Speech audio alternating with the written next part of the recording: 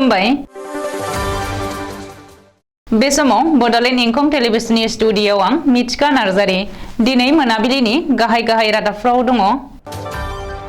मिरु सोरखारा कभिडनि गोदान गाइडलाइन फोसावदों। मरिगावआव सासेनि साइबार क्रिमिनेल हमजादों। मन्दिराव फोजोंनाय आलारि बाथिजों गुवाहाटीयाव गिख्रंथाव अर खामदों। हादरनि 81 कौटि नोगोरारिफोरा बेसेन नाङि माइरं मोनगोन। आसामाव दासिम सा 53 जेहादीफोर हमजाबाय। बाक्सानि काटाजार गेलेग्रा फोथाराव इउपिपिएलनि बोसोरसालिया जथुम्मा। इटसा कार्बि साहित्य सभा आरो टिवा साहित्य सभाया माखासे जेंनाखौ लानानै तुलिराम रंहांजों सावरायदों। मसलपुर सिभिल हस्पिटालनि मरगआव सिनाय मोनै गोथै सह। सिमेन्ट सापुरियाव बर' हारिमु आफाद आरो आबोबनि जथुम्मा गाहाय खुन्थियाखौ गायसनदों मिहिनीश्वर बसुमतारिया। बाक्सानि सालबारियाव youth festival 2022-23। खैराबारि एबसुनि 46थि खैराबारि गुदि बर' थुनलाइ आफादनि 49थि बोसोरसालिया जथुम्माया जोब्बाय। दानिया फैदो आबुं रादाबाव।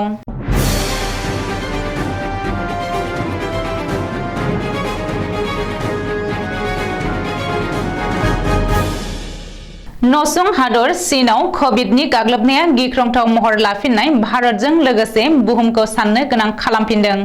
चीनआव कभिडनि आथिखाल थासारिखौ नोजोर होनानै भारत सोरखारा कभिडनि गोदान नेमखान्थि एबा गाइडलाइन फोसावफिननो गोनां जादों। भारत सोरखारनि सावस्रि आरो नखर अनसाय बिफाना कभिडनि गोदान गाइडलाइन फोसावनायजों लोगोसे हादरनि गासैबो रायजो आरो मिरुजों खुंजानाय ओनसोलफोरनि थाखाय सांग्रांथि होदों। मख'नो गोनां दि मिरु सोरखारनि सावस्रि बिफाना फैबाय थानाय फोरबो आरो गोदान बोसोरनि रंजानायखौ लोब्बा लानानै टेस्ट ट्रेक ट्रिट आरो भेक्सिन थुनायनि सायाव गोख्रों नोजोर होनो थाखाय रायजो सोरखारफोरखौ बिथोन होदों।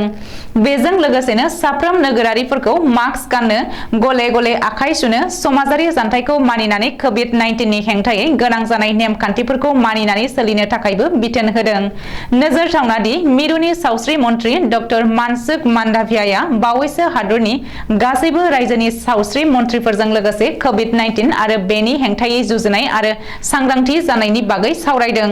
बे मेलनि गेजेरजों मिरु सावस्रि मन्थ्रिया गासैबो रायजोफोरखौनो कभिडखौ लानानै सांग्रां जानानै थानो थाखाय खावलायो आरो थांनाय बोसोरनि बायदिनो देग्लायबो मिरु सोरखारजों लोगोसे रायजो सोरखारा मदद होलायनानै खामानि मावनायनि गोनांथि होनानै डक्टर मानसुख मान्डाभियाया बुंथिदों। मरिगावआव सासेनि साइबार क्रिमिनेल हमजादों। पुलिस बिफाना मरिगाव जिल्लानि बेन्दोंआव थानाय मयराबारियाव संदाननानै सासेनि साइबार क्रिमिनेलफोरखौ हमनो हादों। रिपर्ट बायदिब्ला स्रोद सुलुङाव खौरां मोननायनि उनावनो मरिगाव पुलिसआ मायराबारियाव सिग्रोमनानै सासेनि साइबार क्रिमिनेलफोरखौ हमनो हादों। बबेखानि सासेनि साइबार क्रिमिनेलफोरजों लोगोसे पान कार्ड आरो आधार कार्डफोर जब्द खालामनो हादों। बेजों लोगोसेनो बे जाथायनि सायाव पुलिसआ नायबिजिरनो जागायबाय। नाथाय बे खौरांखौ सुजुनाय समालागै हमजानाय साइबार क्रिमिनेलफोरनि सिनायथिखौ पुलिसआ होआखै। मख'नो गोनां दि बावैसो सान सिगां सोलिफु सप्तायावनो मरिगाव पुलिसआ गुबुन सानै साइबार क्रिमिनेलखौ हमनो हादोंमोन। नोजोर होनो गोनां दि आसामावबो साइबारजों लोब्बा थानाय आयेन बेरेखा खामानिफोरा बांनायनि सायाव बांगासिनो दङ। गुवाहाटी नोगोरमानि हेंग्राबारियाव गिख्रंथाव अर खामदों। हेंग्राबारिनि शंकरदेव नगराव थानाय मनेश्वर नार्जारीनि न'आव जादों बे गिख्रंथाव अर खामनाय जाथाया। मिथिनो हानाय बायदिब्ला हेंग्राबारि शंकरदेव नगरनि थागिरि मनेश्वर नार्जारीनि न'आव दिनै फुङाव गिख्रंथाव अर खामदों। बे अर खामनाय जाथायाव लाख लाख रांनि धोन सम्पति खहा जानायजों लोगोसे मनेश्वर नार्जारीनि न'आ सेवहांगार जालाङो। बबेखानि मन्दिराव फोजोंनाय आलारि बाथिनिफ्रायनो बे गिख्रंथाव अर खामनाय जाथाया जादों होननानै सन्देह खालामनाय जादों। अर खामनायाव मनेश्वर नार्जारीनि न'आव थानाय गंसे गेस सिलिन्डाराबो बेफ्रुयो होननानै मिथिनो हादों। उननि समाव जायगानि सुबुंफोरनि मदद आरो नाजाथाबनायाव गिख्रंथाव अर खामनायखौ खोमोरनो हादोंब्लाबो मनेश्वर नार्जारीनि न'आ सेवहांगार जानायनिफ्राय रैखा खालामनो हायासै। बबेखानि बे गिख्रंथाव अर खामनाय जाथायाव रावनिबो जिउ गोमायाखै आरो जोखोम जायाखै। भारत हादरनि निखावरि आरो गोरिब थाखोनि सुबुंफोरा फैगौ बोसोरावबो बेसेन नाङि माइरं मोनगोन। नेशनेल फुड सिकिउरिटि एक्टनि सिङाव मिरु सोरखारनि केबिनेटआ बे थांखिखौ लादों। मख'नो गोनांदि नरेन्द्र मदि दैदेननाय मिरु सोरखारा नेशनेल फुड सिकिउरिटि एक्टनि सिङाव हादरनाङै 81 कौटि मुलाम्फागिरिफोरनो बोसोरसेनि थाखाय बेसेन नाङि माइरं आरो गेहु होनो थांखि लादों। रिपर्ट बायदिब्ला मिरु सोरखारा थांखि लानाय बायदियै सेरसे गेहुआव 2 रां आरो सेरसे माइरंआव 3 रां बेसेन होनानै माइरं आरो गेहु मोनग्रा मुलाम्फागिरिफोरा फैबाय थानाय समाव दानफायाव 35 केजि माइरं एबा गेहु मोननो हागोन। गुबुन फारसे गुबुन नोगोरारिफोरा फैगौ बोसोरनि डिसेम्बर दानसिम दानफायाव सेरबा माइरं एबा गेहुखौ बेसेन होनाङालासे मोननो हागोन होननानैबो मिथिनो हादों। बबेखानि बे बिथांखिनि थाखाय मिरु सोरखारा गासै 2 लाख कौटि रां थिसनदों होननानैबो सुलुङाव फोरमायदों। आसामाव दासिम सा 53 जेहादिफोर हमजाबाय।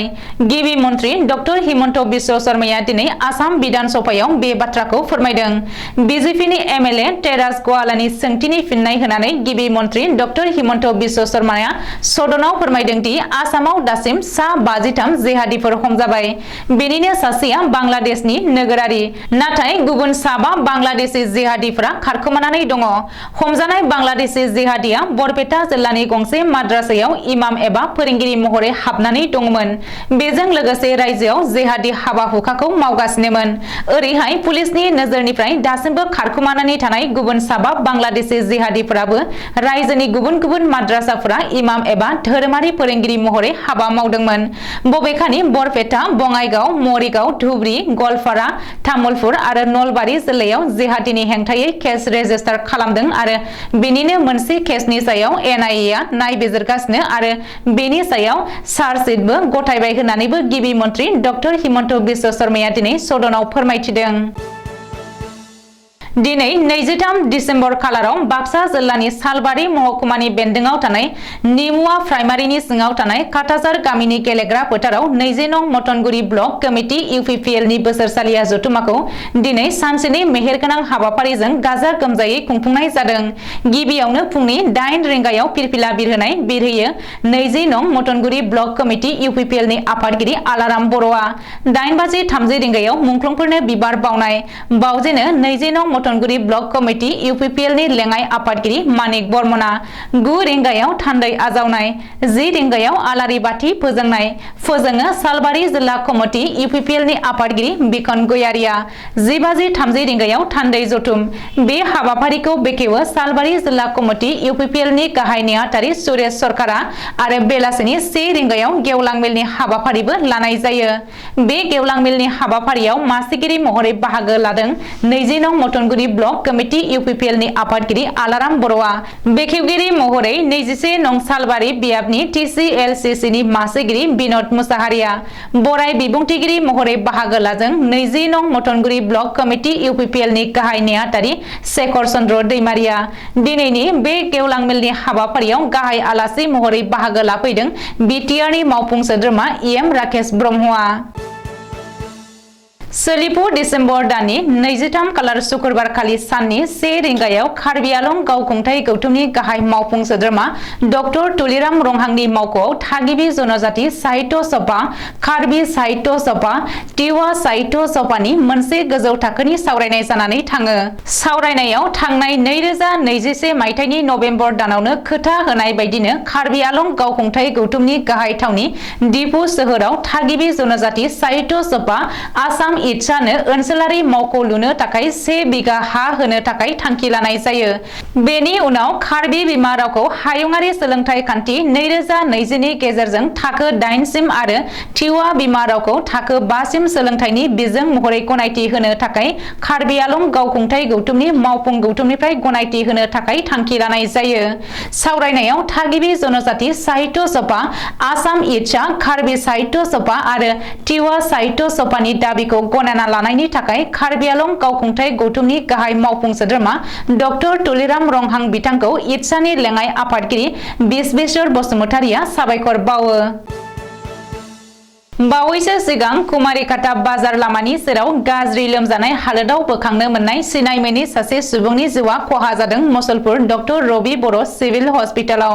मख'नो गोनां दि बे सिनाय मोनै सुबुंखौ जोबोद लोमजानाय हालोदाव बोखांनानै कुमारिकाटा देहा फाहामसालियाव थिसननाय जादोंमोनब्लाबो देहा फाहामगिरिया गोजौ थाखोनि फाहामथायनि थाखाय मुसलपुर सिविल हस्पिटालाव दैथायहरदोंमोन। फाहामथाय होबाय थानाय समावनो शुक्रबारखालि जिउआ जोबलाङो। नाथाय दाबो सिनाय मोनै गोथै सोलेरखौ मुसलपुर देहा फाहामसालियाव सिनायथिनो लाखिनानै दोनदों। सोरबाफोर सिनायनो हायो एबा मोनोब्ला थाबैनो मुसलपुर डक्टर रबि बर' गोसोखां देहा फाहामसालियाव सुलाद लानो थाखाय जिल्ला देहा फाहामथाय बिफाना एबा जिल्ला बेंगिरिया खावलायहरदों।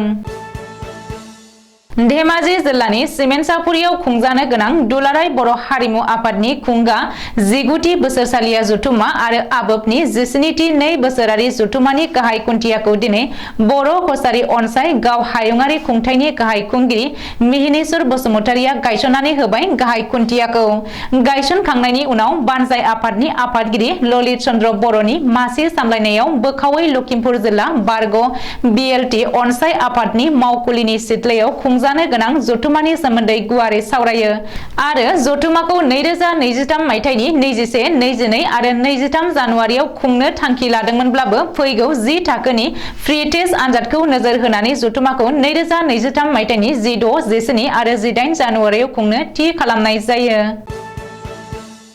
बाक्सा जिल्लानि सालबारि फरायसालिमायाव दिसेम्बर दाननि थांनाय 19 खालारनिफ्राय 24 खालारसिम सानद'नि मेहेरगोनां हाबाफारिजों इयुथ फेस्टिभेल 2022-23 खौ मेहेरगोनाङै खुंफुंनाय जादों। बेनिनो दिनै जोबथा सान 24 दिसेम्बर। दिनैनि हाबाफारिफोराव दङ। गिबियावनो फुंबिलिनि 8 रिंगायाव फरायसालिमानि फिरफिला बिरहोनाय। बिरहोयो सालबारि फरायसालिमानि जिएस मुनिन गयारिजों लोगोसे आफादगिरि प्रान्जल दैमारि। 8:30 रिंगायाव बिफां फुलि गायनाय। 8:45 रिंगायाव बर' बिफाननि इन्जुर लाइसि आर'नाइखौ बेखेवनाय। बेखेवो सालबारि फरायसालिमानि गोरायुं डक्टर जगत चन्द्र बसुमतारिया आरो फरायसालिमानि इन्जुर लाइसि फदुमस्राखौ बर' बिफाननि गाहाय चरण चन्द्र बसुमतारिया बेखेवनानै होदों। 11 रिंगायाव बड'फानि मुसुखानि अन्थाइ खाम्फा बेखेवनायजों लोगोसे हारिमु हानजा सुरनाय। बे हाबाफारिखौ बेखेवनानै होयो 21 नं सालबारि बियाबनि TCLCCनि मासिगिरि बिन'द मुसाहारिया। हारिमु हानजा सुरनाय हाबाफारियाव बर' हारि हारिमुखौ दिन्थिफुंनाय जादों। जेरैहाय बाथौ धोरोम, खेराइ फोरबो, बर'नि हाबा, हाल एवनाय, माइ गायनाय, ना गुरनाय, मैगं खानाय बायदि बायदि बर'नि आसार खान्थिफोरखौ दिन्थिफुंनाय जादों। बेलासिनि 1 रिंगायाव गेवलां मेलनि हाबाफारिबो लानाय जादों। बेलासिनि 4:30 रिंगायाव हारिमु दिन्थिफुंनाय हाबाफारिबो लानाय जादों। बे हाबाफारियाव माखासे देंखोगिरिफोरबो हांख्रायनानै लाबोनाय जादों। उदालगुरि जिल्लानि सिङाव थानाय खैराबारि दख'रा एबसु आरो खैराबारि गुदि बर' थुनलाइ आफादनि जथायै बानजायनायाव खुंनाय खुंगा 46थि खुंगा 49थि बोसोरसालिया जथुम्माया दिनै जोबबाय। खैराबारियाव थानाय महिरंग फावथिनासालियाव साननैनि बायदि मेहेर गोनां हाबाफारिजों खुंनाय बोसोरसालिया जथुम्माया दिनै गेवलां मेल। खैराबारि एबसुनि गाहाय नेहाथारि लासित बसुमतारिया जागायजेननाय गेवलां मेलखौ बेखेवनानै होयो उदालगुरि जिल्ला एबसुनि आफादगिरि लहित चन्द्र बर'आ। गेवलां मेलनि सिगां सोलोंथायारि सावरायमेल जायो। बे हाबाफारियाव फुंखा सुबुं महरै बाहागो लायो एबसुनि सोलोंथाइ नेहाथारि सोमावसार बसुमतारिया। बेनि सिगां फुंनि समाव आफादनि फिरफिला बिरहोयो एबसुनिखौ हेम कुमार बसुमतारि। गुदि बर' थुनलाइ आफादनिखौ मैखुन खुंगुर बर'आ। मुंख्लंफोरनो बिबार बावो समाज सिबियारि फुकन नार्जारिया। बड'फानो बिबार बावो खैराबारि दख'रा एबसुनि गायसनगिरि आफादगिरि नन्दराम बर'आ। बेलासिनि गेवलां मेलखौ सामलायो खैराबारि गुदि बर' थुनलाइ आफादनि आफादगिरि मैखोम खुंगुर बर'आ। दिनै मोनाबिलिनि रादाबा एसेनोसै। गोजोन्थों।